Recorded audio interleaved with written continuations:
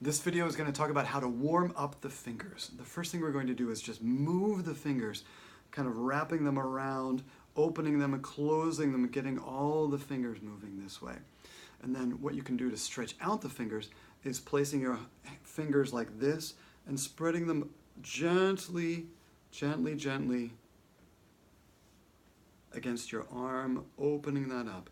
You're not forcing anything, you're just kind of opening those fingers as you go. If you need more of a stretch, you can turn your hand this way and do that same thing. Again, never forcing, but always just gently opening as you go.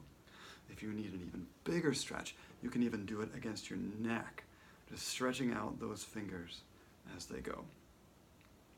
Then you can do this, the Spock, a number of times this way. And then you can open up the other fingers, and then going like this. And then if you're really advanced, I'm not so good at this one yet, but Mr. Averill is. You can do these two, bring those together, and then separate the other fingers like that. So open up in the middle, and then open up, leaving the middle pair there as you go. See if you can do yours better than I can. Then when it comes to the bow hand and the cello hand, here's what we're going to do with the bow.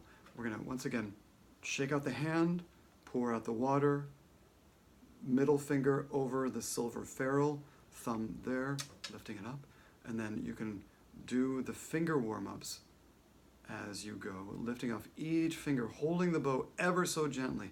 So you're not squeezing, you're just allowing that bow to stay upright and as balanced as possible. You can do the inside two and the outside two, repeating those, inside two, outside two, and then if you're really adventuresome, you can do every other finger like this.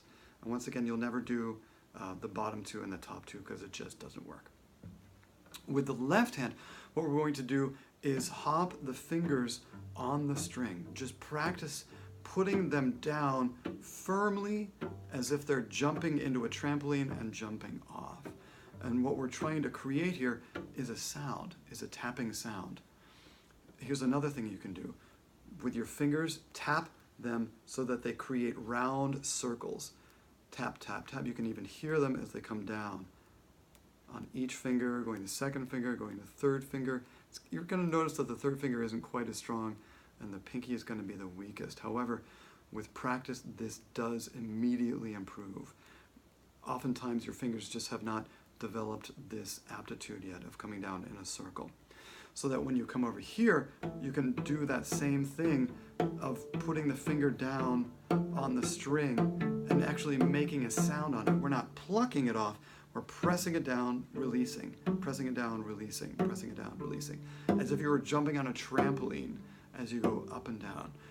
One of the hardest things to do is to lead with your third and fourth fingers right on those tapes. So placing your third and fourth fingers from one string to another as if you were a hopping kangaroo or jumping on 4 different trampolines, coming down and then up and then down and then up. And then just going on and off with your fingers right on those tapes is another really wonderful way to warm up.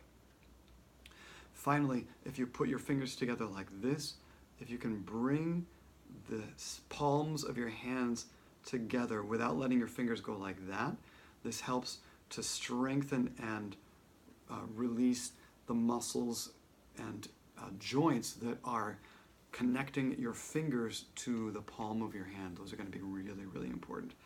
So kind of like this. It's kind of like making a heart. Practice making little hearts with your hands as you go. Okay, there you go. You should be nice and warmed up and ready to play.